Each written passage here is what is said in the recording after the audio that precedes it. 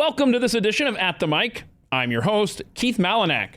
Today, I sit down with a guy who accomplished his dream of playing in the NFL. He's become an outstanding motivational speaker. He's now a book author as well, all while unapologetically expressing a love for Jesus Christ. He's my friend, Johnathan Haggerty, and we get to know him next. First, I want to talk to you about this month's featured coffee blend over at American Pride Roasters Coffee. It's the Teddy Roosevelt blend. One of the things Roosevelt is best known for, besides being a president, is his love for nature and for being an avid conservationist. He was a historian, rough rider. He was truly one of the most impactful world figures from the early 20th century. Theodore Roosevelt overcame the poor health of his youth. He was a hard worker. He was strenuous with the physical training, and he eventually became the symbol of what it was to be a rugged American. Now there's a coffee to match that persona, and it's available at aprcoffee.com, where the Teddy Roosevelt blend is a full city roasted Brazilian bean full of flavor, as unique as Teddy himself. Head over to aprcoffee.com, and when you do get to checkout, don't forget to use offer code ATM. Stands for At the Mic. You're going to get 10% off your purchase price. That's the Teddy Roosevelt blend, available now at aprcoffee.com.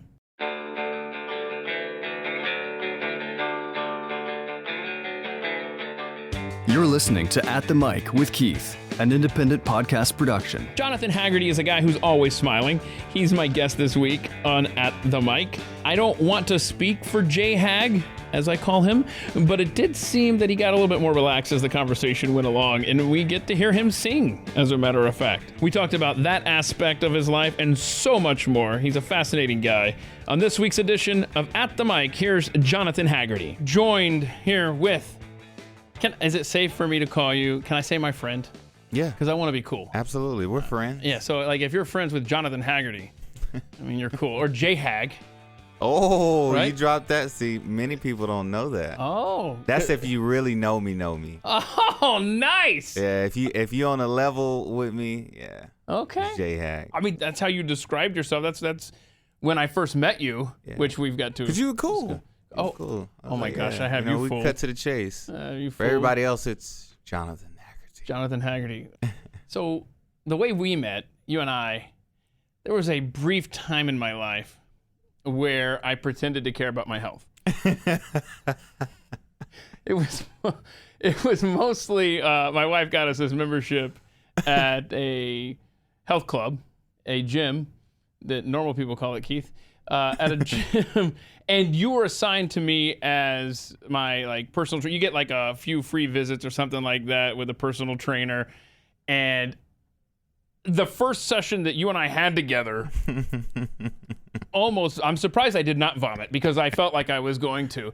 I mean, you were having me doing stuff because I was talking to one of the guys that worked there later, who was like, he had you doing what? Yeah, we had to stop that session. It was like an NFL regimen, and I was like, I got it. You said you ready. I'm out of shape. I was obviously incorrect in that assessment, but it's no surprise that you did run me through the mill from the moment we met, because you, sir, have a background as a professional football player. Well, I have to show you where you are first. Right. Which was way show you down reality, low. And then show you where you could be. You had to humble me, and I just remain humble to this day because I like those words. Yeah, because I did not continue on. Don't hate me. Are you still sore from that 2 years later? I haven't seen you in about what? Oh, pre-COVID. Yeah, I haven't been to Fort Worth in a minute. Yeah, because you live on the Dallas side. Dallas. Okay, I live on the Fort Worth side. So we are literally catching up in real time with the rest of the audience as I'm getting. This is how we catch up. This conversation on air. That's right. Welcome to my life. Okay, so you were born and raised in Dallas. Yes. Right, and you grew up in South Dallas near the fairgrounds, right? Oh yeah. So you were probably in the shadow of Big Tex. Yeah, right? And he burned down. I know. R.I.P. to Big Tech. Is it too soon? Is it too soon it's to too laugh? soon, man. Man, my dog, not my dog, man. So yeah, yeah. What do you think of the new one? He's a little creepy now. For those of you who are listening who are a little bit on the sensitive side, I meant that laugh in no way.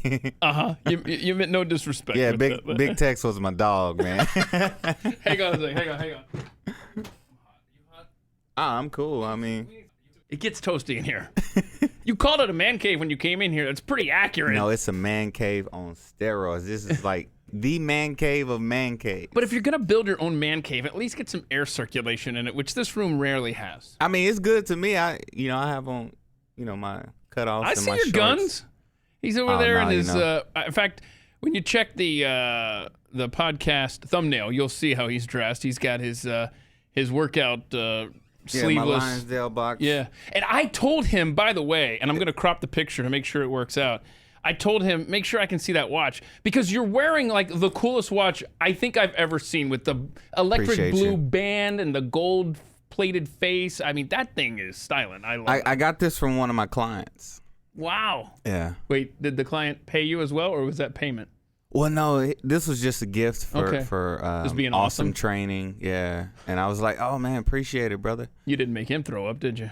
Yeah. Wow. Do you make is that like Yeah. your goal when you're teaching somebody to be physically fit? No.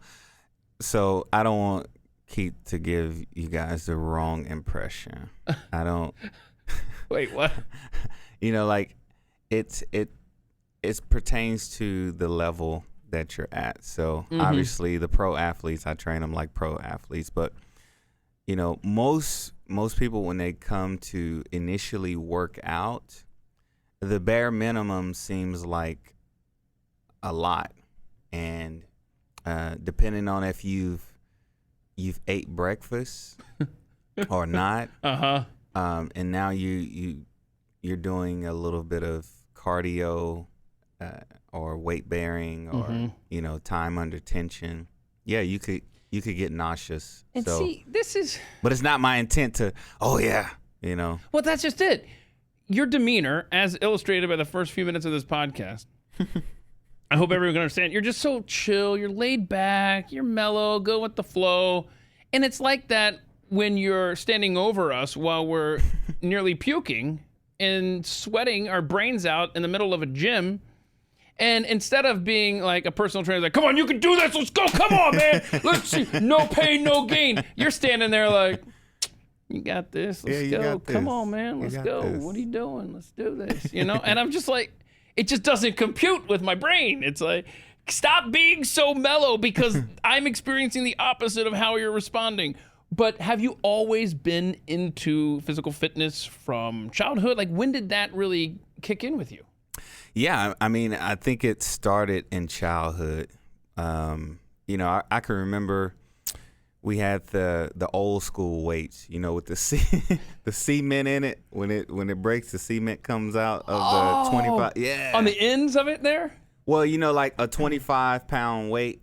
Nowadays You it's can all. tell that I don't spend a lot of time around I know how equipment. you're looking at me. I'm trying to explain it. So nowadays it's all iron. Yeah.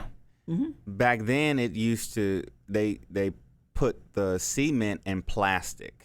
Oh yeah, So yeah. over time, I got you. yeah, I was over thinking time. like the concrete was hardened. No, it was in there like Yeah. almost like a powder. Like you could Yes, feel it. I know yes. exactly what you're So talking when about it gets now. old, it start coming out. But I remember being about 10 or 11. I was always like an outdoors type of person. Playing throwback tackle, riding my bikes, rollerblading, all that type of stuff. And so I always have been active, and outside. So when it came to fitness, football was something that I've always loved since seeing the Dallas Cowboys. My family in front of the TV yelling and screaming. And I was like, hey, that's something I want to do. Yeah, how old are you? I'm 33 now. 33. So you were born what? 88. Okay, 88. 88. Okay, so I came in the world. Yeah, so along about the time that the Cowboys got good, you started developing, correct me if I'm wrong, Dallas Cowboys memories just as the 90s dynasty was taking root, right? Yeah, I remember Early walking 90s. through school, and I think I was in the second or third grade, walking down the hallways, and I would see Emmitt Smith jerseys, Sure. as the years went by, Deion Sanders jerseys, and that was the thing. Like, if you had a jersey back then and you wore a jersey, you were the cool kid. You're cool. I never wore a jersey. Well, I was never I didn't cool. have jersey money then. Yeah, I wasn't I could cool. just look So and you admire. So you didn't have a jersey because you didn't have jersey money. I didn't have a jersey because I didn't have jersey money, nor was I cool. So, But I could work out. you could work out. Yeah. I could play in the yard and I could play in the school grounds. And so that's where it really started. But it didn't get serious till I actually started playing organized sports. So once I got to high school, because in middle school I was in the choir. Yeah, I can't wait to talk to you about that. I'm going to make you sing for us. So you played high school football. Yes. And so were you a receiver then? Yes. Because you eventually went on to Southwestern Oklahoma State. There you go. Nailed it? Yes. What was it? What's the nickname? Swasu. What? No. Yeah. What's the team nickname? Like, what are you guys? Bulldogs. The Bulldogs. Thank Swasu you. Bulldogs. Okay, I didn't know that's what. SWOSU. Yeah, I was just- Southwestern. Yeah. We call it Swasu. So the Bulldogs. I was going for that. Bulldogs. Okay. Dogs. So, okay. And you excelled there as a receiver. I didn't do too bad. Yeah, you didn't do too bad. Anything? I mean, this is your time to shine. Any stats or anything you want to brag on here and tell us what you did there? Well, I hold every record in yards. I'm the all-time leader in yards, catches, and touchdowns. How cool is that? You know. So you took this dream to the NFL. Yes, sir. How'd that come about? Man, hard work, dedication, an amazing support system. You know, my mom, my uncles, brothers, my family, my strength coaches. You know, it's a community, and so I'm big on the word opportunity. And so, of course, SWASU Southwestern is not a Division I program, so it's Division II. But I always had the mindset that, you know, if God has a plan for me, then it doesn't matter what school I go to. It matters what I do when I go to the school. Mm-hmm. And so I really just focused on my grind and focused on getting better at the things that I was good at, and you know, trying to minimize and improve on the weaknesses. And yeah, over time, you know, it worked. I love it. I mean, because you were originally a member of the Cleveland Browns. Yes, sir. Oh man, shout out to my dogs, Brownies. And I mean, you got to play. Let's see. Oh man, so you got hurt in the preseason, like game 1 of your NFL career against the Packers. Green Bay Packers.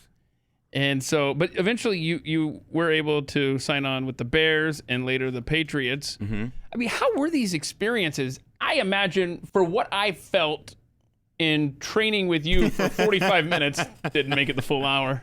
I imagine it's like that every minute of every day in an NFL camp, yeah? Yeah, I mean, the best I could explain it, it's another world. You're living a whole different lifestyle. You know, from high school to college and then to the pros, it's another lifestyle. Mm-hmm. You know, and it's what I expected. Yeah, but it's also better than what I expected. I'm like, man, this is pretty awesome, because an average day is not an average day. For example, when I first signed on to the Browns, you have your day-to-day meetings, and you know, it's a grind. You know, every day you have to come and make a case for yourself, because you're trying to make that team. NFL means not for long. Yeah. Right. So, and it's, who cares about what you done last year? What have you done for me lately? Mm-hmm. You know, it's really that way. But the experiences, you know, the level that you're at, it might be a Wednesday and all of a sudden, oh, hey, Jim Brown is stopping by. How cool is that, dude? Yeah, and when I signed on with the Patriots, it was pretty fun. You know, my locker was Robert Gronkowski was to the right of me, Danny Amendola was to the left, and Tom Brady was right across from me. And 5 a.m., Guy walks up and shake my hand. Hey, how you doing? Robert Kraft. Nice. He's going to his workout, and so you're leaving practice, and you're getting ready to go in the locker room, and all of a sudden, you might see Tom Brady's family. Giselle. She's like, "Hi." You're like, "Oh, that's Giselle." I recognize you. Yeah. That's so, awesome. but the on the field is just it's another feeling. It gives you chills. Wow. Just when you suit up and you go out there and you. So in your time with the Patriots, did you ever, I'm talking practice, anytime, parking lot, whatever, did you ever get to catch one pass from Tom Brady? Absolutely, a lot. Nice. Look at that, man. Every day. See, that's so Every day. great. And you know who else Tell was your there? grandkids that. Tim Tebow was there as well, and Ryan Mallett. Yeah, That's right. Those were the three quarterbacks there. So yeah, I caught passes from every day. How cool is that to be able to tell your kids and grandkids? Yeah, I used to catch passes from Tom Brady. And he's a real professional. He's amazing. He's ageless. Yeah. A lot of people criticize and they're tired of, him winning, but if you see his work ethic, he does what the others won't do. I've heard that. So you knew from a young age that you wanted to be in the NFL, where people like me say, "Oh, I'm going to play baseball for the Atlanta Braves when I grow up." I mean, you actually had the talent to get there. Oh, yeah. And I think that's just incredible. I guess, correct me if I'm wrong, I would imagine that the discipline for that dream had to start from day one. You couldn't just be like, now that I'm playing high school football. I mean, it probably starts a lot sooner than that.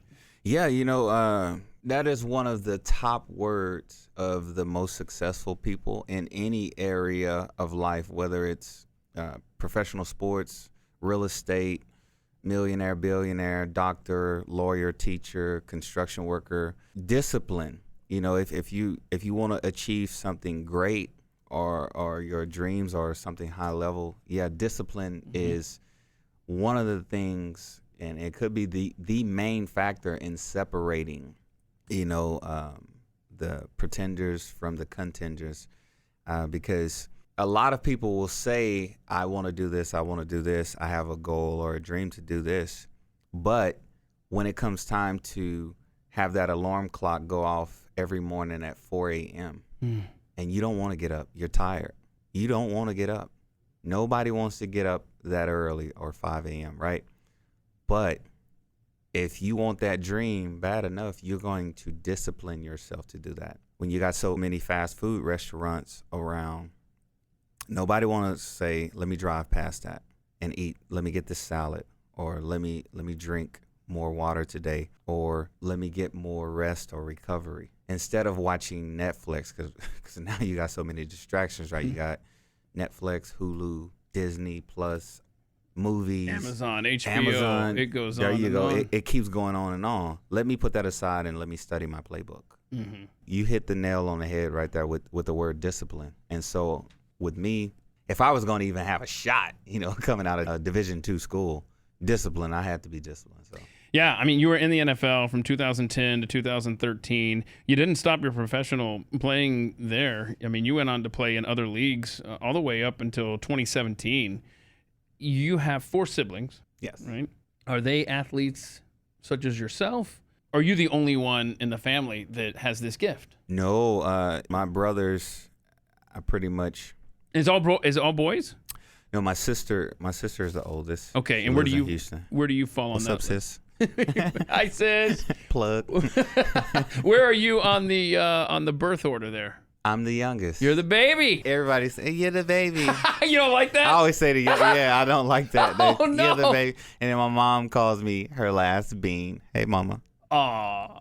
Okay, so say hello to everybody. So you got the sister is the oldest. Yes. And what's her name? Sharon. Hi, Sharon. A set of twin brothers. Okay. Bate and Dante.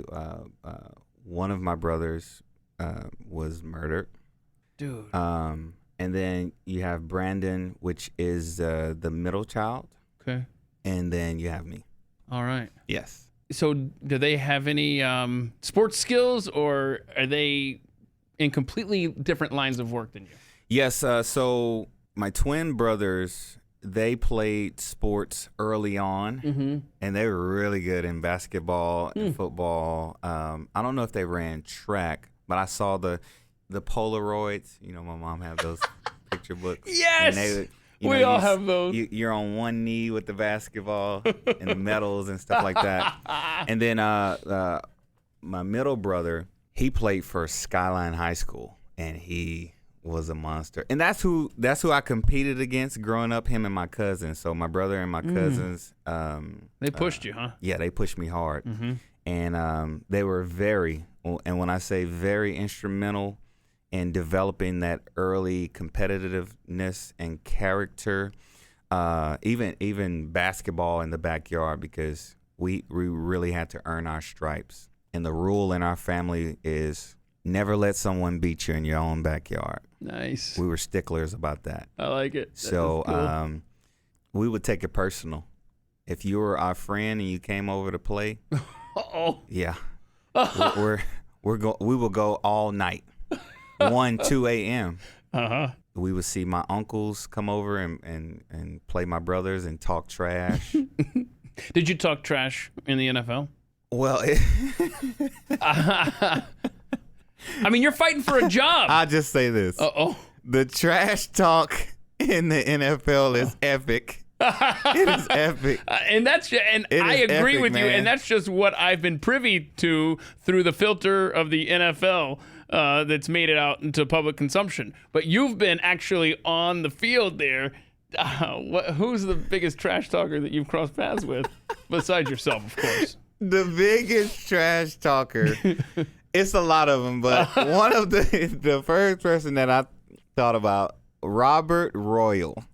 He played for the Cleveland Browns. Okay. And he played tight end, I think, for LSU. Okay.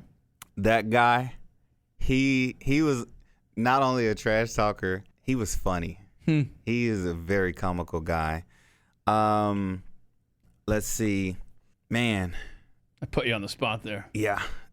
So, like, when you were in camp, right?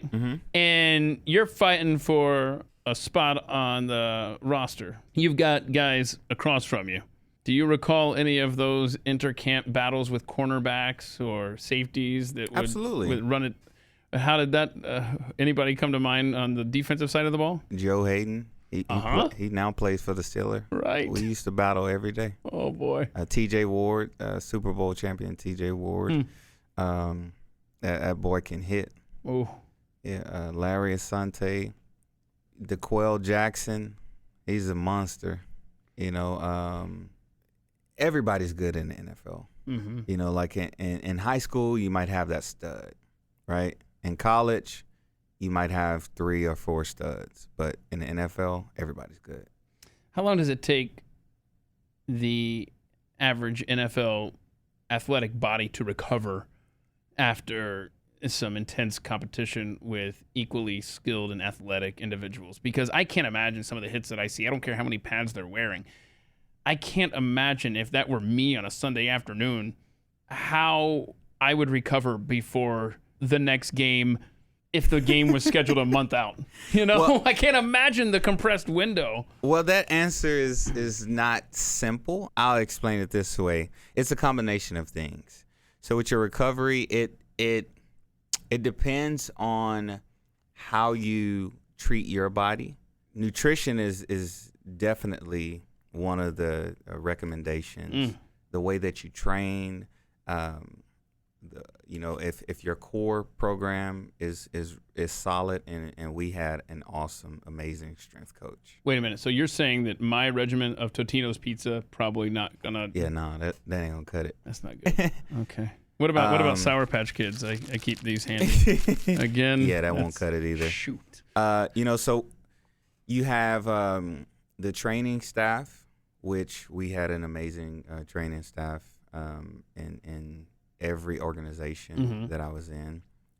Some players also have hyperbaric chambers. Yeah, right. So one of my teammates, Montario Hardesty, I got to go over and get in his hyperbaric chamber. It was pretty cool. I hear those work wonders. Yes, they do. It's like super cold, right? Yes. And then after about 5-10 minutes or whatever it is that you're in there, Yeah, it puts the oxygen, I the see. O2, the white blood cells. So Why's it got to be so cold then? I don't understand. well, it's not like super cold. Okay. It's very effective in speeding up the healing because in the NFL, the quote is, ability gets you there, but durability keeps you there. That's a good line. Your earliest memory was on the front porch with your grandma feeding you oatmeal. Yes. Do you remember the flavor? It's probably just regular. She probably put cinnamon in it. Yeah.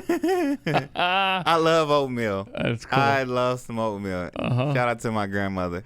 Awesome. It seems like you're pretty close with your family, yeah? Yeah, we're very close. We just had an event the other day for my niece's graduation. Then cool. I'm headed out of town for my other niece's graduation. So you stay busy just with the family commitments alone. Yeah.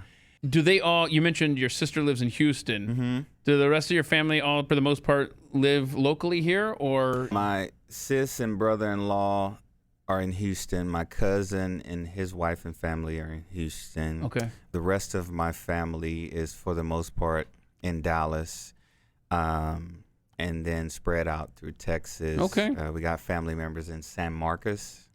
Shout out to James Charles. Yeah. Well, this next question. Uh-oh. Yeah. I have never had an answer as long as this one. Really? Yeah. Oh. You know what it is? I think I know what it is. What seems like a simple question. Do you have any hobbies?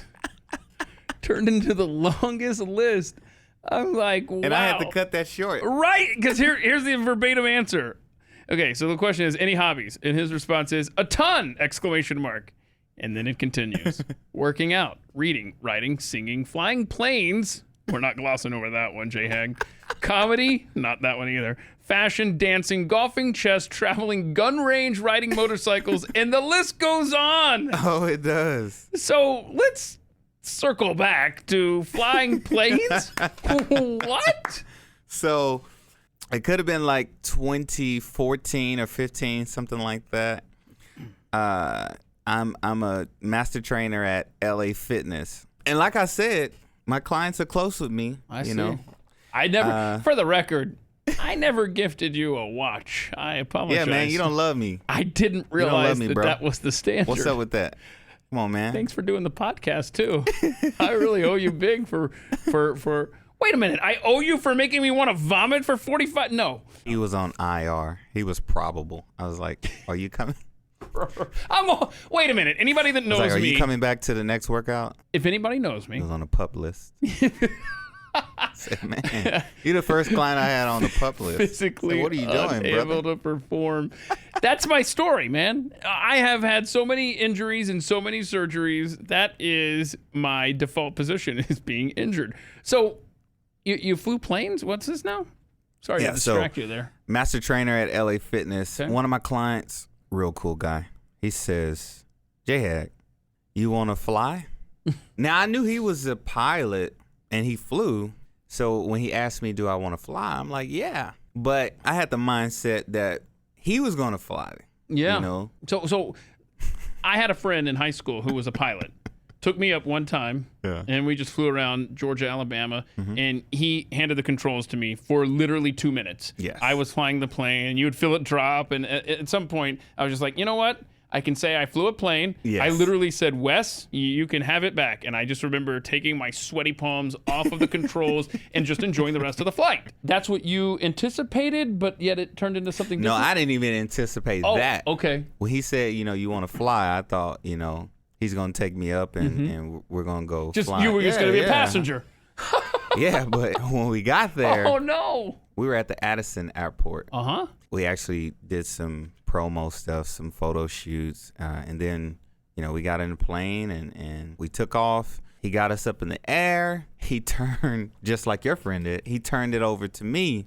Without warning, or did he warn you? Yeah, he warned me, Okay, but that's at this point, I'm thinking in my mind, okay. And so, yeah, he was basically giving me the instructions on how to turn, how to dip, how to go higher. No. And so he completely turned it over to me, and I was pretty much flying for like maybe 20 to 30 minutes the whole time we were up there. And it was fun. Yeah. And so he looks over at me. He said, "You never flown before?" I said, "No." 2 minutes later, he's like, "You sure?" I said, "Yeah, I just love my life. So I'm listening to every word that you're saying to me. Like I love my life." You know? And he said, "Man, you should really think about going to flight school." Oh, cool. Because, you know, everything that he was telling me, he was like, hang a left here, hang a right, go up, go down. He was like, "Man, that's really good." And so, yeah, I think I might go to flight school. You know, Jimmy Graham in the NFL, he can fly planes too. I didn't know that. Unassisted. I didn't know that. Let's just put that on record. I was You were heavily assisted. I was assisted. Well, and it's funny you mentioned. I did not take off or land. I'm not putting that on record. Well, it's funny that you mention NFL players who fly, and it's funny that you mention Addison Airport because it wasn't that long ago, a previous episode here of At the Mic, that I interviewed Bob Christian, former fullback for the Atlanta Falcons, Chicago Bears, Carolina Panthers. But he is a private pilot now. Look at that. And he and I corresponded until we could sync up, and he was flying into Addison Airport. Look at that. Over here down the road, and I actually interviewed him in a conference room over there. So it's a small world, right? Shout out to him. And shout out to Bob Christian. Yeah. So that's pretty cool. Did you end up going to flight school then? And No, I'm thinking about it, you know, because I'm still, even it's years removed, I'm still thinking about, hey, he didn't let me know. But no, because I still get butterflies when I think of that 2 minutes. It's a cool hobby. Like I love flying. You know, I think my motivation would be because I don't like TSA. Oh, get my own plane. I'm serious. I do not like. Don't touch me. Put your keys in here. Take your shoes off. Right? Totally. Don't go into that go machine through again. And let's take a look at your junk. No, thank you. Okay, so I mean, I ain't tripping on that. I mean, you know, I don't want to be airing that out to the world. Go through there again, sir. One more time. Hey, man, I gotta catch my flight. What's your obsession with my security? So I'm with you on the private flying. Yeah, I mean, just the cost associated with it. Yes, it's just unattainable. So yeah, but that's one of my hobbies. I definitely, that's going to be on my bucket list. Okay, but just to be clear, and when I do, I'm gonna come in here with my certificate. We'll have another interview. I thought it's kind of anticlimactic. I mean, no offense, but I thought you were going to say, I'm going to come in here and take you on a flight to wherever you want to go. But that's not how that thought ended. Well, I'll take you on a flight. Awesome. Cool. Yeah. All right. But where's my watch? Okay, so you got to take care of that first. Let's see here. Comedy? Comedy's a hobby of yours? Yeah, I love comedy. You know, I host it. And see, this is the thing between our high school and my family. Our family is all about comedy. When we get together, we laugh till we cry. We play games and we take turns like going around the circle asking family members to tell this story. So my mom, my aunts, uncles, brothers, we all tell stories about when we were young, about how they were growing up, things that were funny. And my mom has some of the funniest stories. I cry. Oh, cool. But also, I hosted the talent show 2006 when I was a senior of our high school, because that was a big thing. 2005, just to give you a little bit of history, I was a junior. I went to our talent show. It was so funny. I was crying. A year later, I got selected to host the 2006 talent show. And what I did was combine our school's history, all the inside jokes and everything, and rolled it out in the talent show. And teachers, students, they came up to me. They said, "That's the funniest talent show that we have ever been to, man." Oh, cool. And then rookie year, NFL, you already know, you got to do the rookie show. And so you have to make the veterans laugh. If you don't make the veterans laugh, you got to wake up early. So I told the rookies, I said, "Oh, they're going to laugh." And so. Is this on tape somewhere? Yes, it actually is. Oh, I need to see this. I actually did a skit of our head coach Eric Mangini, and I thought it was pretty good, but I didn't think it was that funny. When the video guy came to me the next day, he said, J-Hagg, he said, they're going to die laughing. Man, they put that video on. The whole room was crying, and I was just like, wow. What was the subject? Just the Cleveland Browns? Because there's a lot of comedy there, no offense. Yeah, it was everything that was going on in camp, Okay. the things that the coaches would say, everything that went on. I was able to capture that and bring it out and make fun of the head coach and the athletes and oh man, it was hilarious. They were literally crying. That's so and, cool. one of the shy guys, an executive with the Browns, we had just so happened to be on an elevator game day, and he looked over at me. He was like, "Hey, Johnathan," he said, "Dude, that was the funniest thing I ever seen." Oh, cool. He's like, "You should probably think about comedy." Have you ever done any improv or gone to like stand-up open mic night or something like that? I did it again when I went to the BC Lions. Okay. Standing ovation, and Well, why don't you do people this? came to me. They said, "You don't need to be playing football. You need to be doing comedy." So I mean, Have you seriously considered that? yes and no, because Tell you what, hold on. go ahead. I want you and I are going to a comedy club some night. Okay. Okay, it's going to be open mic night. Okay. You're going to go up there. I'm not going up there. I'm going to be in the audience. I'm guaranteeing you that there at least one person will be laughing in the audience. One person. Well, what I'm saying is, I will make sure I will get if the joke bombs, I'll still laugh for you. How about two people? What do You and someone you pay. I'm that- not paying anyone.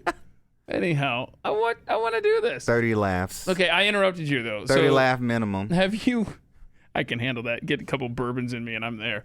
So honestly, why wouldn't you pursue this? Or maybe you are. I would like to, do the comedy but clean, Sure. not raunchy. I look at myself as a role model to my nieces, nephews, and if I could find a way, and I'm sure I could, to do it with no profanity, Just keep them in your mind as you're writing material, right?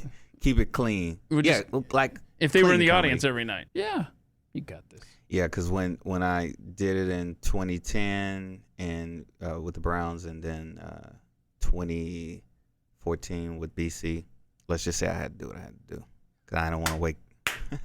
So I don't want to wake up early. I'm a changed man now. I'm a changed man. I was a changed man then. It was What do you mean? just my relationship and growth with God. Yeah, because Yeah. Jesus, you're a fan of, right? Huge fan. Right. Shout out I love that to my Lord and Savior. because that is who you list as the individual who's had the biggest impact on your life, and that's really great. So you didn't find Christ then as a child; it was later on as an adult, then, or It was a bit of both. okay, That's a great question. yeah. Well, and I think I like you, man. You're a great interviewer. I think You that- should continue this. Well, thank you very much.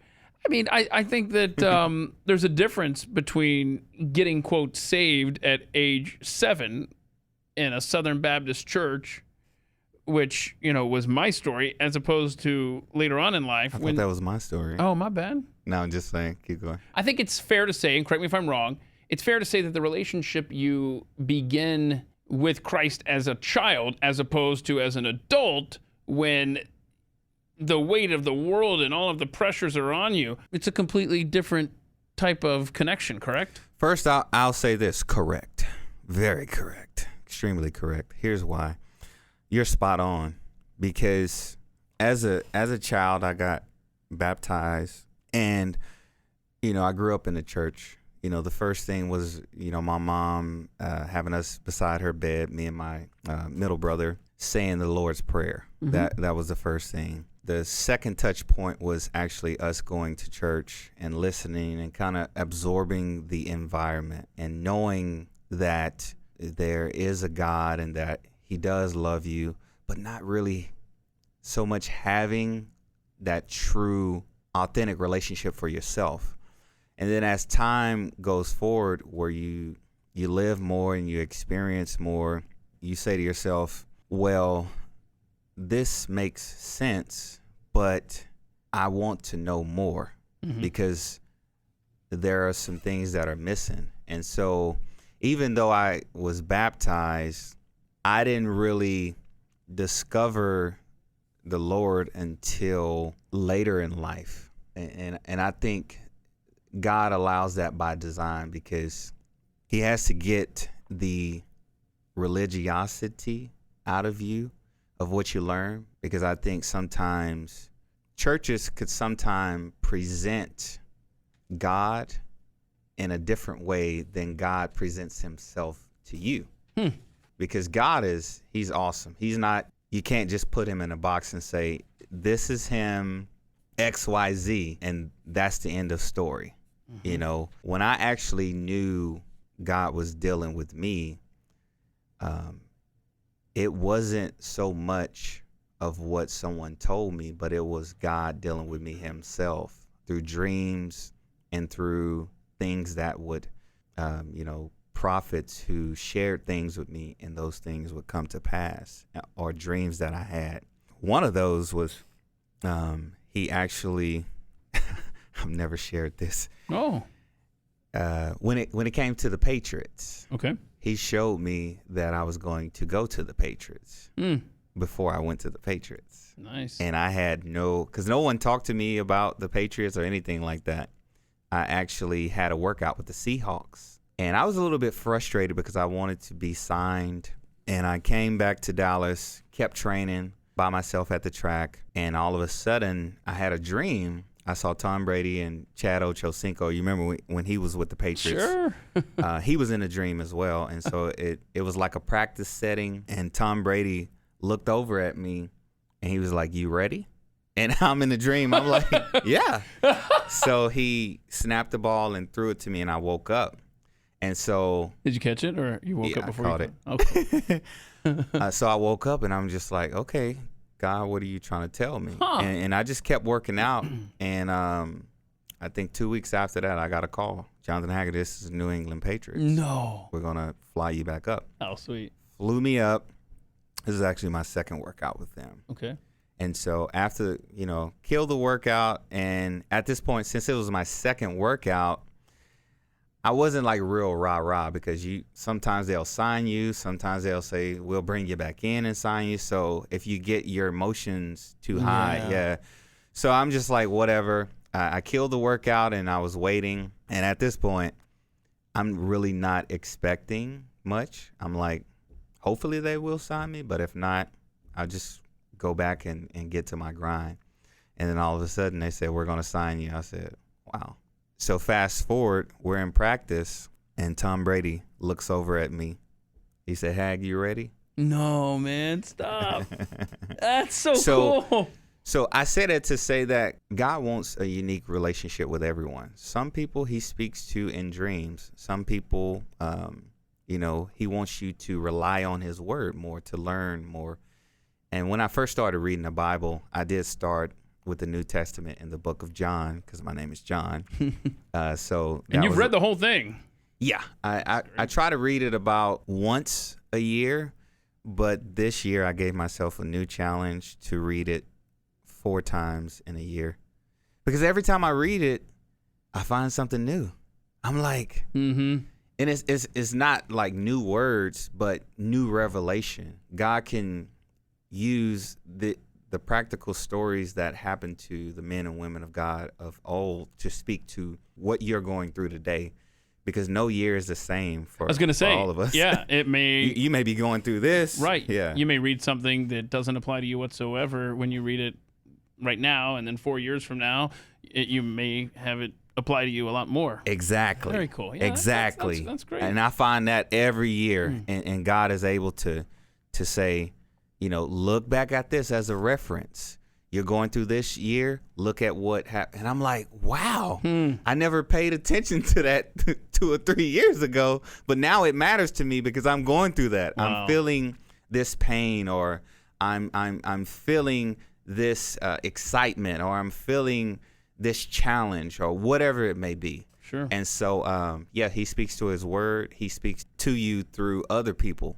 Sometimes they'll come to you and say, hey, I want you to visit my church, or, hey, God wanted me to pray for you. And you're like, wow, and you may be in a place in your private time to say, I need someone to pray for me, Lord, or I need a word from you. And like the very next day, someone will come to you, hey, God put you on my heart.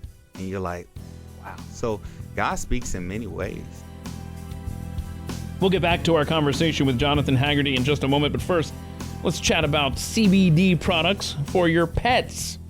Look, dogs love treats. Cats love treats. It's just a law of nature. But do they love treats?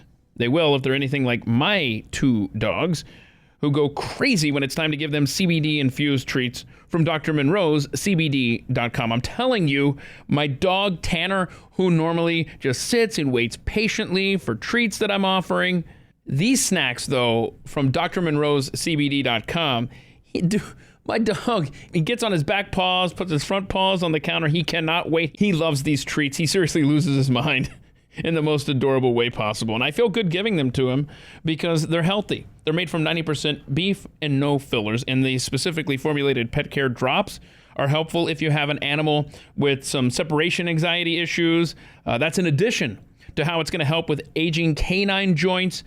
Some animals have seizure issues that can be addressed with CBD. Take care of your best friend and any issues they may be facing. Please get over to Dr. Monroe's CBD.com. Use offer code Keith. That's KEITH. When you go to checkout, you're going to get 15% off your purchase. And remember, 20% of what you spend is going to the Child Help Organization to benefit abused and neglected children.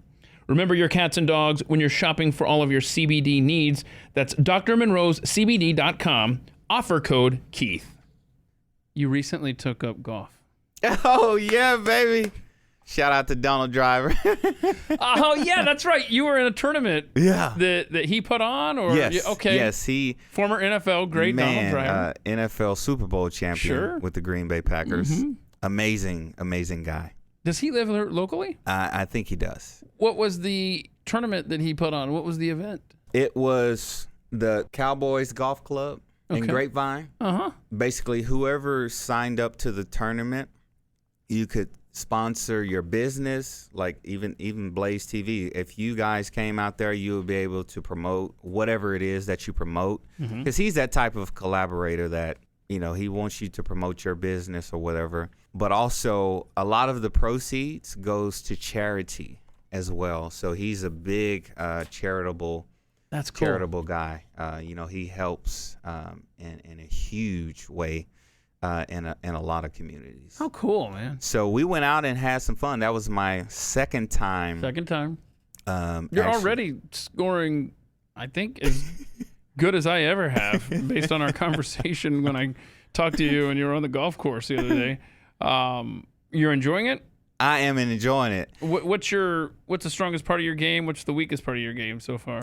Man, great question. So, no, really, that's a really good question because we were actually discussing that out there. Okay. So, my nickname, they gave me a golf nickname. Is a family-friendly nickname? Oh, no. Well, yes and no. Oh, it's nothing vulgar, but it's funny. I was cracking up. So, my golf nickname is Hoodwinked. Okay. So hoodwinked means you are basically getting over on us. You're better than you're claiming to be. Yeah, that's you. So this guy just started calling me hoodwink, and I just bust out laughing because I'm like a novice, an amateur, rookie, in my mind. Do you have your own set of clubs? No. Wow. That proves it, right? Right. But after this last game at the I was looking on Amazon. So I'm about to get me some clubs. We should golf. I was about to say, I was about to go the other direction. I was about to say, I golf so little, I should probably just sell you mine. I've got a nice set that just sits around. Okay, I'll buy them. Depressing. Yeah. No, let's play first, and what's going to happen is I'm going to fall in love with golf again, and then I won't want to sell them to you. So when I first played golf, because I'm Cleveland Browns alumni. So they have alumni weekend. You go up, you fly up on Friday, and then you golf on Saturday. And then on Sunday is usually the Browns versus Ravens or home opener, whatever it is. Right. And so the first time I golfed, the main thing that I was thinking is, man, golf is long. Yeah. Because then football is so, it's fast paced and basketball, but golf, it's a patient game. And so I golfed with Greg Pruitt. He's a lefty. Mm-hmm. And so I hit some great shots. We ended up winning first place. What? They said it was a sham. Wait, hold on a second. So have you had a round of golf where it was just you on the scorecard, or were you always playing best ball or with a partner or something? Mulligans. Okay. So let me rephrase that. Have you ever played a round where Mulligans. it's only you on the scorecard with no mulligans? No. Okay. That's why I say I'm a rookie. I'm learning. I'm getting better though. Okay, good. Well, let's go sometime. You'll I am probably not. beat me. I am not advocating that I'm a Tiger Woods. You do not have that on record. No. Yeah, we'll play. But what I'm saying is, the first time we played, we won first place. Just the guys who hate it, just deal with it. We won first place. Nice. Okay. Fast forward to the Cowboy Club. We played a full. What is it? 18 holes. 18 holes. And it was fun. So the strongest part of my game is teeing off. Oh, man. I could tee off. With that driver, shout out to Donald Driver, right? Got it. He should have a golf club named, the Driver. I believe there is one. It is? Yeah, it's the one wood. It's the Donald Driver. They just call it Driver for short. Okay. Plug. So teeing off, that's my strong game. The toughest part is the middle, right? Okay. When you have to switch to like a 5-iron or a 7 or the irons. But I hit a couple good shots in there. That's when they start calling me hoodwinked. Uh-oh. And I'm like, man, I'm just looking at y'all and absorbing, because I'm more like a hands-on type person. Maybe I'm visual and hands-on. I look at you and then I try to emulate that. Okay, right? I got and imitate that. And man, I hit some good shots. That's cool. Yeah. So I was really, this last golfing tournament, it gave me a lot of confidence. Cool. Like, hey man, I need to practice more. And I actually had fun. Okay. I really had fun out there. It wasn't like, oh man, it's 18 holes. It's going to take so long. No, it was beautiful out there. Mm-hmm. Nice sunny day. Yeah. So we'll play when it's not 110 degrees. Yeah. So he's having another tournament in October. Okay. I think it's October in Houston. Oh, wow. So if you want to go to Houston, I'll get back to you. Yeah. Takes a lot to get me to I know, huh? go to Houston. But No we're offense. going to do part 2 in Houston. That's cool. I will say it's fun winning these tournaments. And we didn't win that. Right, not that one, but the first one you talked about. It was a pro female golfer out there, and she drove it past every male. They called her up for her award. When she stood up, I said, "No, that's a pro golfer right there." She wasn't. This wasn't casual. I see. I said, "She's for real." Right. See, I'm glad she wasn't behind us. My story of winning golf tournaments when I should not have been was when I was a youth. I think I was probably 12 years old or whatever. I used to go out on the golf course and just at night when it was almost empty, Really? right, and just hack away, and no one would know, like the marshal wouldn't drive around that late, and so it was almost dark, and I would go out there, and I crossed paths with a guy who I think was a golf pro at a country club. Tiger Woods? Not quite. Well, this is really funny because coming up was the father-son golf tournament at this golf course. And my stepdad, who was, he was the member there, he and my stepbrother were a team. And that was completely understandable, right? Did you take it personal? You look like you're crying. No. No, you're totally misreading where the story is going. Okay. And so I wanted to play, but there was a clause where you could have another guy stand in as, quote, your dad for the tournament. And the tournament was a couple weeks out, and I didn't have anybody in mind. It was no big deal, whatever. Jack Nicklaus? Right, no, it was not quite. I believe his name was, don't put me on the spot, it was Chris Chris, and then it was a Hispanic last name. But anyway, Shout out to Chris. Chris, I'm sure there's a trophy somewhere in my house. Yes. Boxed up. I don't know. It was Chris. He's somewhere like this guy. I hate this kid. Why did I Can't get agree? my name. So he and I You don't know my name? So he and I played a couple of holes, got to talk, and I told him of the tournament coming up. And see, he saw it as an opportunity, I think, for just free golf, right? In a tournament and whatever. Anyway, he blew the socks off the rest of the field. Oh, wow. I was just along for the ride. We won the father-son tournament. I got a trophy out of the thing. And we may have used... Per the rules, we may have used 2 of my shots the entire round. It wasn't even close. And all these legitimate father and son teams were just like, what in the hell is this? Anyway. Thank my family. I like to thank my dad. This dude's clearly not related to you. He's been there for me the whole time. Hold on. I got to Google this guy now. I like to thank my golf dad. I just met him. I don't know. Yeah, I in the parking lot. That's basically what happened. And we won this tournament. I love you, Dad. Did you play it for all it was worth? I love you, man. This is before. You told me I could do it. In fact, I think we were a team the following year as well. We may have won it back-to-back years. Oh, my God. So y'all were a sham. Yeah, we were a total 2 sham. years. Yeah, that's funny. Yeah. Thanks for bringing back that memory. That was a good memory I'd forgotten about. Hey, man, a win is a win, right? A win is a win. In 2021, a win is a win. So you have singing in your background. Yes. You were actually a part of the choir growing up. Oh, yeah. And tell us about your... I shared that in confidence. Oh, well, then don't put it in... I don't know if I wanted this to be on the air, but yes. Here we are. Here we are. So tell us about Yes. your... Can you want to hum a few bars for us? No.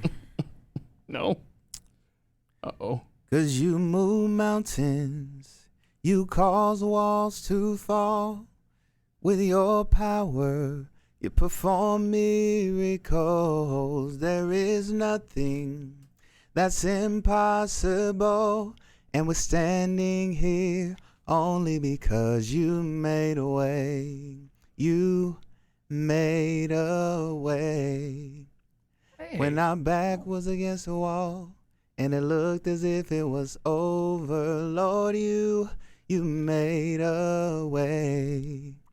And we're standing here only because you made a way. Nice job. That's one of my favorite songs. Travis Green. Shout out to Travis Green. Keep putting out that good music. That's really good, man. You got appreciate a great it, brother. voice. So do you get to sing these days? Like, When I have coffee. well, I'm glad I could hook you up. I would like to describe the scene in front of you right now. You're not a coffee drinker, though, when you No. arrived here. This is so unhealthy. I'm glad the video is not on. I can take a picture. But this is. Yeah. So hold on a second. I hooked you up with the sugar and the creamer. Boom, boom. Okay. And yet in front of you are multiple snacks. Do we need to take a break so you can enjoy a snack before we wrap up the podcast? Ghirardelli chocolate. What? You showed up with chocolate? Dark chocolate raspberry. Oh, this was down. Antioxidants. Yes, this was down there. I should probably go down to the cantina every now and then and see what all we have You should to get dark offer. chocolate. It's good for you. Why? Antioxidants. What's that mean? So, your I've body. heard the word. I just never really explored what it does. Yeah, antioxidants. So you want to be in. Most people walk around in an inflamed state. Inflamed means you have all types of free radicals in your body. Okay. Right, floating around, and you want to reduce inflammation.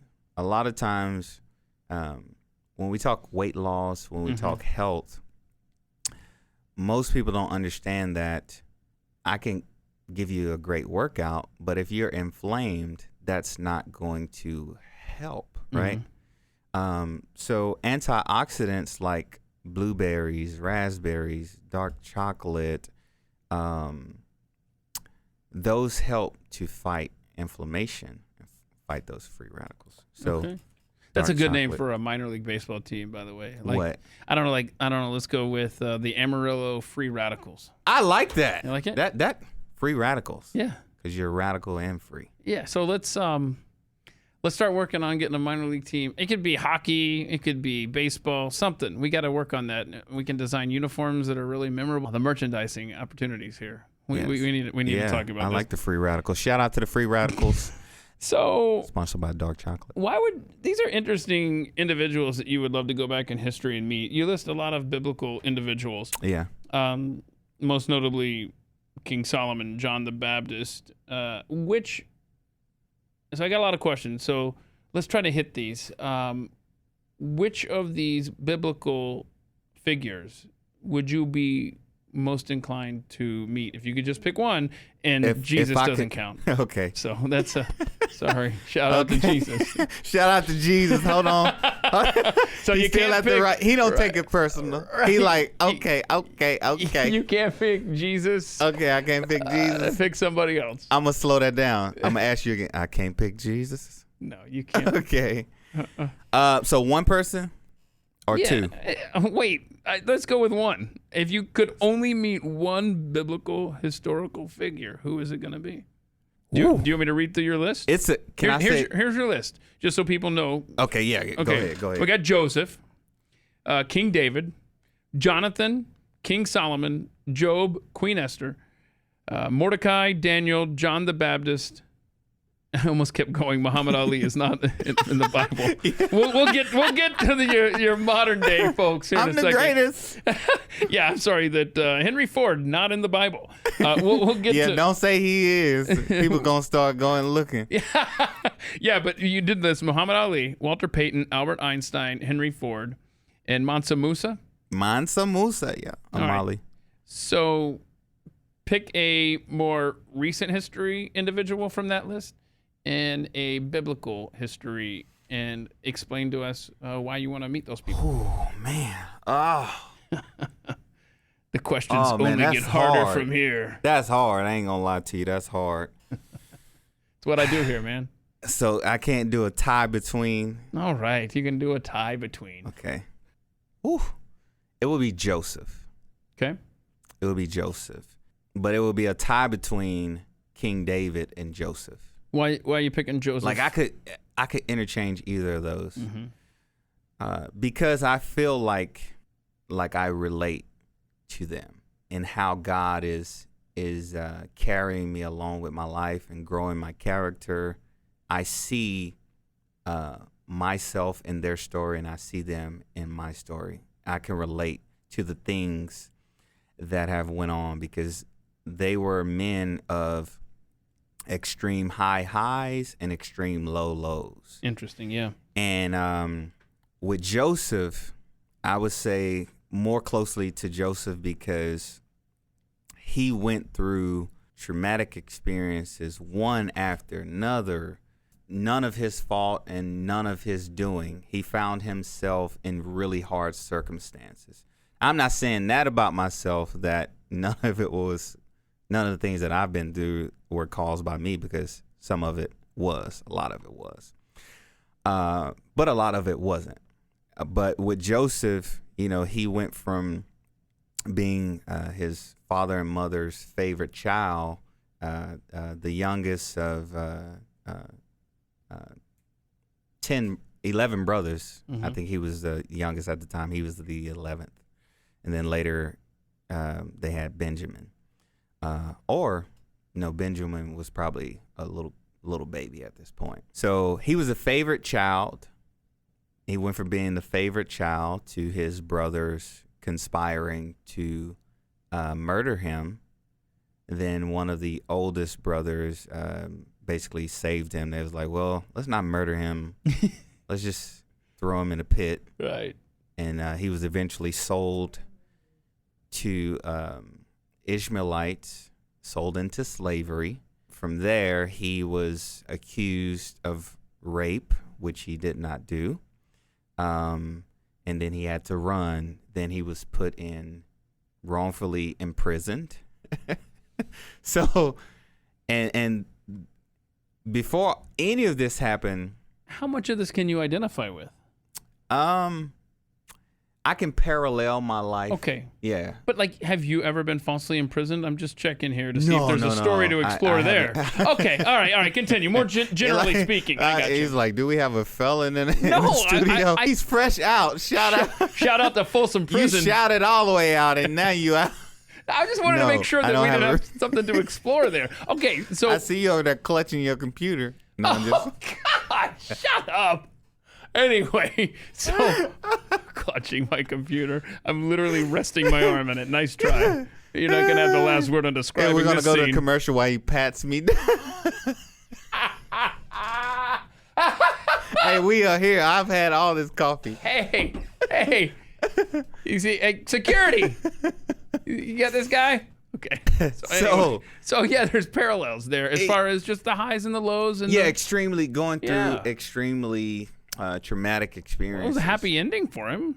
Yeah. I mean, eventually he got there. Yeah, I mean, but the crazy part is God spoke to him in a dream. And just like Joseph, I'm a dreamer as well. God speaks to me in dreams. Okay. And so God showed him this dream of him being a ruler, of and so he knew the interpretations. That was what he shared with his brothers. Mm-hmm. And so his brothers may have feel like he's taunting us. He's a favorite child. We just can't stand him. Mm-hmm. And so once these series of events where they conspired to murder him, they tore his coat of many colors that his father made him that was extravagant. They dipped it in blood, brought it back to their father like, hey, this was all we found of him. And so his father and mother thought he was dead. Mm-hmm. So now he's sold into slavery. And once he was serving in Potiphar's house, an Egyptian high-ranking officer, Potiphar recognized that it's something about this kid. Ever since he's been serving up under my house, everything's been running smoothly. So Potiphar entrusted everything to Joseph.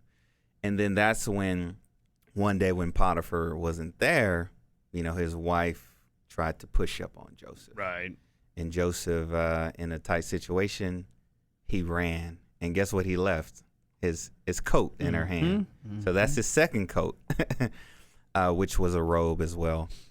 And so at this point, she lied. Potiphar, he must have knew she was lying because he could have actually killed Joseph, but he imprisoned him. So when he was in prison, he continued to use his gift.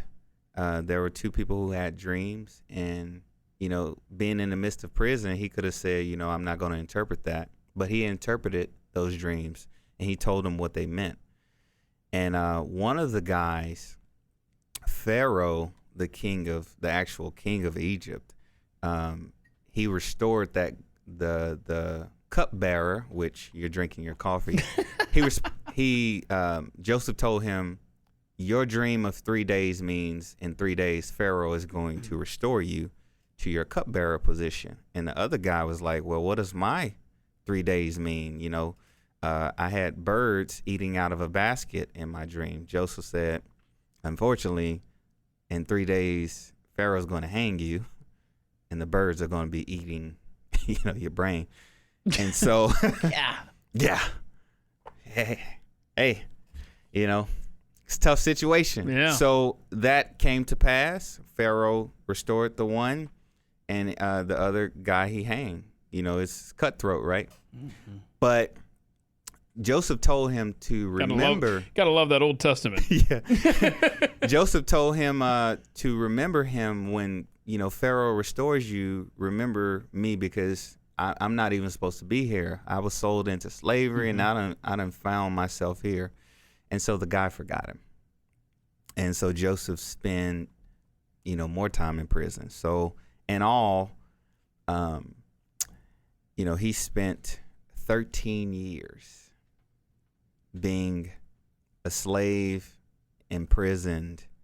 And this is the same guy that God showed him in a dream that he was going to be ruling. So nothing in his life after he got that great vision from God looked like he was going to be a ruler for 13 years. And so God allowed Pharaoh to start having dreams. And then no one could interpret those dreams. The wise men, magicians. And guess what? The cupbearer said, oh, when I was in prison, there was a guy that I was locked up with. Oh, yeah. He interpreted my dream. They said, go get him. Uh-huh. They went to go get Joseph. Long story short, he interpreted the dream. And right there, Pharaoh took off his ring, put it on his hand, took off his gold chain, put it on his neck, took off his robe, put it on him. And he said, only in the throne am I greater than you. And so he went from a felon to ruling a nation in one day. That's amazing. So, yeah, amazing story. That's cool. And that would be someone to go back and meet for sure. Yeah. So how about the more modern folks? Who would you like to pick from your list of, you got Muhammad Ali, Walter Payton, Albert Einstein, Henry Ford, Mansa Musa. So who of the modern folks here would you like to spend some time with? Muhammad Ali? One? Yeah, we've been through this. Muhammad Ali, Walter Payton, Albert Einstein, Henry Ford. Yeah. Do you want me to pick one for you? Go ahead. Yeah. Okay. Pick one. Got a couple of athletes. We got smart dude. What Henry dude. Ford. What are you doing there with Mr. Assembly Line? I guess when you adjust inflation, he would have probably been worth more than $200-300 billion, and he found a way to mass produce the T model Ford. The thing about him was, when you talk about all these people on the list, they were great individuals of history. Now, although Henry Ford may not have been the smartest, he had that boldness and courage to say, we need a certain cylinder that the engineers had yet to even create. And he was like firm on that. He was like very firm, like, okay, don't stop until you make it. And he gave him, 6 months, 12 months. Are you finished? No, we still haven't figured it out. Okay, well, figure it out. So he was firm on it. Kind of like the Wright brothers, too. Now, are you wanting to design a car someday? No, there's something that I want to design and I'm going to design that has to do with innovation. Okay. And, because when I look at the world, everyone who did something great, the great innovators and the great thinkers, the great speakers, the great billionaires and wealthy, they find a problem and they solve it. Sure. On a mass scale. So I see a problem that can be solved on a mass scale. Mm-hmm. And so, yeah. So there's a patent floating around in your brain. Oh, yeah. There's several. Or maybe another way to describe the great inventors is figuring out something that you don't realize that you need. And then once you have that product, you can't live without it. The iPhone comes to mind, Steve Jobs, right? Steve Jobs. He's another one. Mm-hmm. I could have easily put him on that list. Okay. Well, I look forward to enjoying whatever product that one of the things I like about Steve Jobs, since you just mentioned him, is just his frame of mind and his thinking. He told his designers that he wanted the inside of the device to be beautiful. And they asked him why. People are not going to see the inside. They're going to see the outside. And he said, because an artist always put their signature on their work on the inside. So I like it. I feel like I'm one of those guys of this generation, and I'm moving toward my destiny as we speak. I like it. I like it. I'm just doing a Google image search for inside the original iPhone. I'm gonna create a chocolate slingshot that slingshots chocolate to you while you're watching Netflix. No, I'm just. Wow. And it's gonna be dark chocolate. It's an antioxidant machine. What happened to you as a child when you were the Tin Man? What happened to you, man? In the. What you mean? What happened to me? Well, How I you haven't start? finished the question. Oh, my bad. I took that personal. I see that. I didn't mean that in no kind of way. Being the Tin Man in the production of The Wizard of Oz. Oh, what man. happened there? Thank you for allowing me to finish the thought. Okay. What happened? Why was that an embarrassing moment for you? You know what? It was truly embarrassing, and I can't believe I had the boldness. I guess I'm mature now, and it doesn't matter at this point. Okay. I mean, Because I wouldn't say mature, they don't have the but pictures. older. Maybe they do have the pictures. We're actually going back to the choir. Okay. When I was in middle school choir, Mm-hmm. I was in the performing choir, and we won first place. Everything. It was pretty cool because our teacher, shout out to Miss Williams, she painted the picture for us to go win, and she worked with us and developed and showed us how to actually use our voice. And we actually started, when we performed at certain places and events, we did Broadway selections, and we performed at Sandy Lake. I don't know if you're familiar with that, but that's a huge competition where middle schools go to, showcase their singing skills. All right. So one of the things was, we did the Broadway, "Oh baby, won't you play me that jazz hot lately?" And then fast forward, we performed at the convention center and we did the Wizard of Oz. So I was the Tin Man in the Wizard of Oz. Yeah.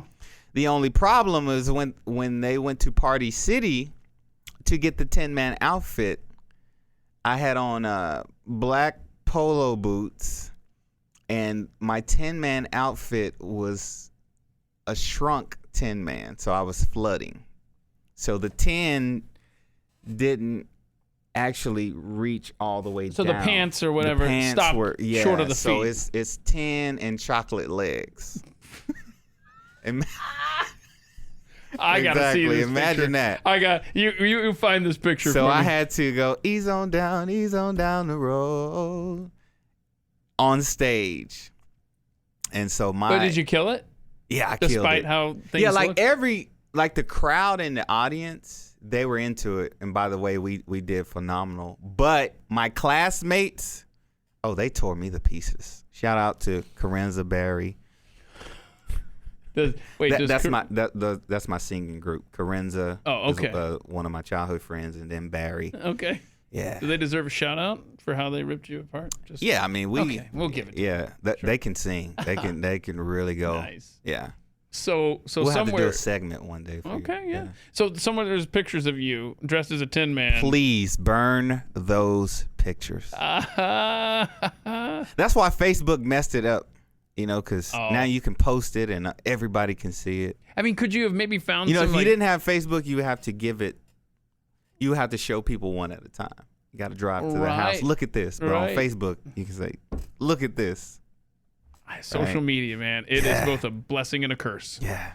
So, but they could have maybe spray painted your legs with like silver paint, right? Maybe. No? Yeah, we had to get on stage. Okay, you didn't in have like time. 20 or 30 minutes. Yeah, no. Next time. Spray paint my legs. Spray paint your leg. Why would I? Next time they some need silver spray paint. Next time they need to take you to Party City with them. Okay. How about just duct tape your legs? Yeah, I got. I mean, that actually would have worked. Right. You get some cardboard. Yeah. And then duct tape. Okay. Well, hindsight's 20/20. One thing we have to discuss before we finish up here is what you do for people. I mean, you're like a life coach, personal trainer. You're a motivational speaker. I mean, you do so much stuff. How can people, A, get a hold of you? B, where is it they could see you? Tell us how to get in touch with you. Yeah. So, for life coaching, or if you want to request me to speak, or if you want fitness meal plans or fitness plans, you can email me. Oh, that's cool. At teamjhag@gmail. Yeah, teamjhagg@gmail.com. So send them an email. Let's just say hypothetically, I run a comedy club, and I want you to do stand-up. Oh, my God. Should I email teamjhag@gmail.com as well? Yeah. Yes, you. Yes, you would. But I don't know that comedy. Man, that would be. Don't get it twisted. Okay. I will prepare. I'll be ready. But that's not anything I'm expecting it. I guess that's why they call it improv. Right. Hey-o. You never know what kind of opportunities could come your way. Email Johnathan Haggerty, teamjhag@gmail.com. And on social media, you're Johnathan Haggerty. Don't forget, it's John. Johnathan Haggerty on Facebook. It's Royal_Hag, Hagg on Twitter. And Instagram, In the Lab Working, but without the G. Working. There you go. Yeah, In the Lab Working. Because that's where you're like working out and running and all sorts of stuff. I'm always in a lab. You're always making schlubs like me look bad with your workouts and look at me, I'm doing pull-ups and I'm running through the park. I'm not that guy in the gym. Do not let him paint that picture. I'm not that guy. I've seen videos of you. I don't have the gallon jug of water. I don't have the big, huge. How much water do you drink in a day? Half my body weight in ounces. Wait, hold on. So how much do you weigh? Hold on, let me see if I can figure this out, because I'm terrible at math, and this would be a fun challenge. I'll make it easy for you. No. Tell me. I want to figure this out. How much do you weigh? 180. Just 180? 185. Don't give me an odd number if I've got to divide it by 2. Okay, I'll make it easy for you. 180. 180. So you take that and plus working out. Okay, but you're down to 90. There you go. So it's 90 ounces? Plus working out, right? Well, I don't know what let's go. Plus working out. Yeah, add some. Oh, you got to add water to that 90 ounces? Plus what? Give me 10. 10? 100? There you go. 100 ounces a day? Yeah. That's like a lot. That's like 12 glasses of water. That is 5 20-ounce bottles of Ozarka water. That's it? Mm-hmm. Yeah, 20, 40, 60, 80, 100. Yeah, I'll make it easy for you. I appreciate it. Huh. And a little more. It's a little more because I work out, a lot more. Hold on a second. Hang on. Yeah, bare minimum. Hold on. But see, many people don't get their body weight. They don't drink their body weight, half their body weight in ounces, and that's why they're inflamed also and dehydrated. That's what I want to ask you. What is the benefit for drinking all that water? Someone listening that maybe they're not an athlete, maybe they're not in the gym on a regular basis, they don't exercise. Why is the water so beneficial? Water is beneficial. The first thing I will say, water equals life. You got to know that. The majority of you is made of water. Okay. So you should be drinking water most of the time. It helps with oxygen because water is life, right? Water, H2O, right? Hydrogen, 2. I'm not a scientist, right? But 2 hydrogen, 1 oxygen. Sure. Right? H2O. All you scientists out there, don't hound me. Don't get in my inbox. Wait a minute. Hold on a second. Can I cheat and have fruit juice? Can I cheat and have alcohol? You got to have water to make alcohol. So J-Hagg. juice is relative. Uh-huh. Because you want to make sure the juice is authentic. Because I can put 10 cups of sugar and say, hey, and some flavored water and squeeze 1 orange and say that's juice. I drink coffee. Does that count? I mean, you got to have water to make coffee. I'm talking about just unadulterated. Well, that's not fun. Water, H2O. Can't cut corners, huh? Straight up water. Well, I mean, even if you drink coffee or tea or juice. But I can't count that toward my total. No, we're talking about clear water. That is so boring. Clear water. So it helps with getting oxygen to your muscles, to your vital organs, the brain, the heart, all the arteries. It helps,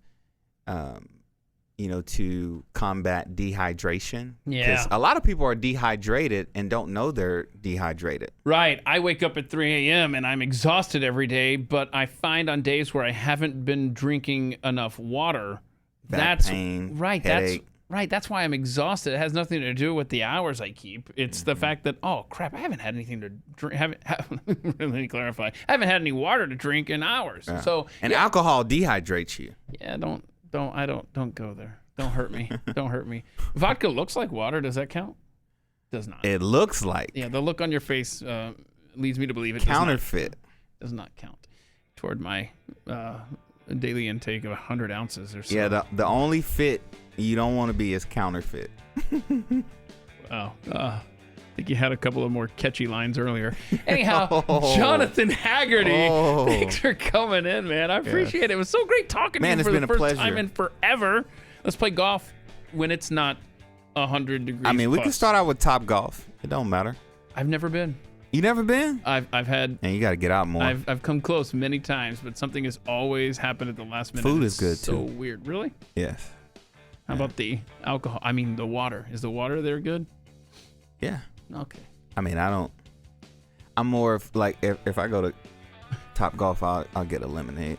Okay. Yeah, all right. I'll get a lemonade. Well, then we'll go and let's see if I can still hit those long drives, man.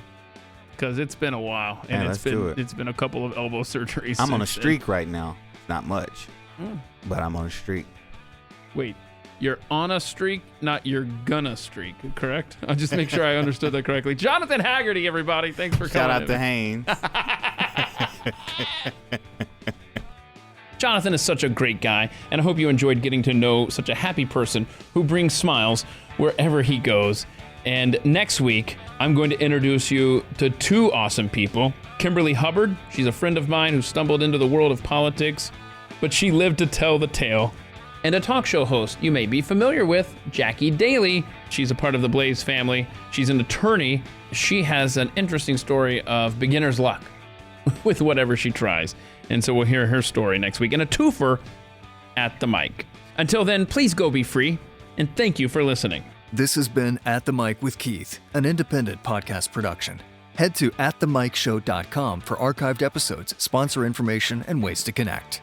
Hey, did you know there's At the Mic Show merchandise now? Yeah, and it's currently at a big discount for a limited time.